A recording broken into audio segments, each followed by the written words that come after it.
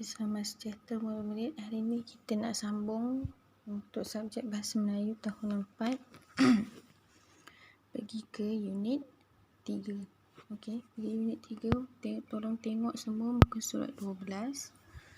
Muka surat 12 kita nak tengok bagaimana untuk menjawab soalan secara terbuka dan macam mana nak ambil ataupun nak bagaimana untuk bina jawapan. Okey, kita tengok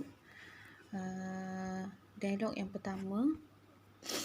Dialog yang pertama soalan dia senang sahaja.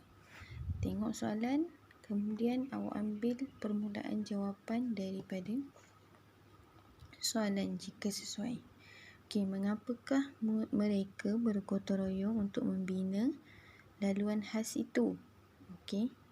Tengok jawapan, mereka mahu memudahkan pergerakan orang kurang upaya. Okey, dia ambil jawapan daripada pernyataan yang diberi sini. Okey, yang kedua, bagaimanakah laluan khas ini dapat membantu orang kurang upaya? Diambil semula laluan khas itu dapat memudahkan pergerakan kerana laluan ini tidak bertangga. Orang kurang upaya ni maksudnya orang yang tak ada kemampuan normal, kemampuan yang macam kita orang biasa. Kita biasa boleh jalan, lari, makan macam biasa kan, tanpa bantuan orang lain. Tapi kalau orang kurang upaya ni, dia mungkin tak boleh berjalan sendiri, perlu pakai tongkat atau perlu pakai kursi roda, wheelchair. Okey. Ataupun kena minta bantuan orang lain. Okey, kita tengok kita tengok dialog yang ketiga. Mengapakah mereka bekerjasama mengubah suai kenderaan itu? Nampak tak kenderaan ni? Kita kenderaan biasa, kita tak ada pun tangga yang landai macam ni kan. Kita naik sendiri je guna kaki. Tapi kalau untuk orang kurang upaya, kita perlukan guna ini. Kenapa? Mereka bekerjasama mengubah suai kenderaan itu untuk apa? Untuk memudahkan orang kurang upaya masuk ke dalam kenderaan. Tak perlulah dia kena panjat, dia hanya duduk atas kursi roda, naik terus ke atas. Okey. Bagaimanakah kenderaan yang diubah suai ini dapat membantu orang kurang upaya? Macam mana? Siapa boleh beri cikgu jawapan? Macam mana kereta yang dah diubah suai macam ni boleh bantu orang kurang upaya? Senang saja. Kenderaan yang diubah suai ini dapat membantu orang kurang upaya melalui apa? Mudahkan mereka masuk ke kenderaan tanpa turun dari kerusi roda. Okey. Dia bantulah. Tak perlu pun orang kurang upaya tu turun lah. Ada orang kurang upaya, dia tak boleh berjalan, ataupun tulang dia tak kuat, dia perlukan tongkat atau kerusi roda ni, wheelchair. Okey. Kita pergi ke muka surat 13. Muka surat 13 ni sebenarnya cikgu nak awak keluarkan isi dia menjadi peta minda. Okey, jadi peta minda macam ni. Hanya keluarkan biodata dia, okey, peranan dan sikap dia. Nanti cikgu tunjukkan satu dalam buku untuk awak tuliskan dalam buku pemahaman. Okey, yang ini awak perlu baca dan cari maklumat dia. Apa dia biodata? Biodata ni maksudnya kena tulis nama dia, umur, belajar di mana, atau mungkin dia suka jadi apa, cita-cita dia. Okey. Sikap, apa sikap dia? Baik, jahat, suka bantu orang, suka buat orang ketawa. Tu sikap. Peranan dia apa? Peranan dia apa? Peranan dia apa dia punya peranan dia. Peranan ni macam kita punya tanggungjawab. Okey. Apa dia punya tanggungjawab? Pergi mana? Pergi menggembirakan kanak-kanak di hospital. Okey. Yang ni awak baca sahaja sendiri untuk meningkatkan kemahiran membaca. Kalau tak tahu, boleh tanya cikgu. Maksud dia, cikgu akan jelaskan. Okey. Dan seterusnya, kita nak pergi ke muka surat 14. Muka surat 14 ini perlukan awak menjawab soalan. Okey. Yang ini awak kena ambil soalan, tulis soalan dan jawab di buku pemahaman. Okey. Ambil soalan ni, kopi masuk dalam buku pemahaman. Okey. Cikgu terang dulu dia punya poster ni. Poster ni tak perlu salin. Tapi soalan saja salin dalam buku pemahaman dan tolong jawab berdasarkan petikan. Okey, kita nak tengok petikan ni tentang kelas bimbingan kraft tangan percuma. Kelas bimbingan kraft tangan percuma. Kalau percuma perlu bayar tak? Tak perlu kan? Okey. Bila aktiviti ataupun kelas bimbingan ini dijalankan? Aktiviti musim cuti sekolah. Kalau musim cuti sekolah, maksudnya bila? Maksudnya awak tak perlu pergi sekolah kan? Mungkin cuti hujung tahun. Ada orang cuti hujung tahun, dia tak pergi mana-mana. Ibu bapa kerja, jadi dia tak tahu buat apa di rumah. Jadi ibu bapa dia hantar pergi kelas bimbingan yang membuatkan dia tak ada aktiviti. Mungkin kelas bimbingan kraft tangan, atau kelas bimbingan muzik, kelas bimbingan seni, kelas bimbingan memasak. Yang ini kelas bimbingan kraft tangan. Apa dia kraft tangan? Kraft tangan ni adalah menghasilkan sesuatu benda ataupun objek menggunakan tangan. Apa dia contoh? Awak hasilkan bakul, okey, hasilkan tikar, hasilkan jahitan, okey, hasilkan cadar, hasilkan beg. Itu semua kraft tangan. Okey, kita nak tengok siapa yang boleh ikuti program kelas bimbingan ini dan bila, masanya, tempat di mana. Okey, kita tengok yang ini dulu. Kita nak tengok bila tarikhnya. Bila, tarikh, masa dan di mana. Okey, dia kata kelas bimbingan kraft tangan ini bertarikh 15 Disember 2000. Awak letaklah situ 2020 ke 2021 boleh. Tak ada masalah. Okey, masanya bila? Pada pukul 8.30 hingga 11.30 pagi. Okey, ini masa. Dia kata 8.30 hingga 11.30 pagi. Tapi kalau cikgu tanya, berapa lama? Dia tak tanya masa, tapi dia tanya berapa lama. Siapa boleh beri cikgu berapa lama kelas bimbingan ini diadakan? Kita tengok masa. Kalau dia tanya lama, awak kena tengok masa. Tengok masa, kira 8.30. Dari 8.30 sampai 11.30. Berapa jam? 8.30, 9.30, 10, 8.30, 9.30, 10.30, 11.30. 3 jam. 3 jam, okey? Cikgu ulang. Kalau dia tanya berapa lama, dia tak tanya pada pukul berapa, tapi dia tanya berapa lamakah. Jadi kalau dia tanya berapa lamakah, awak kena kira berapa jam.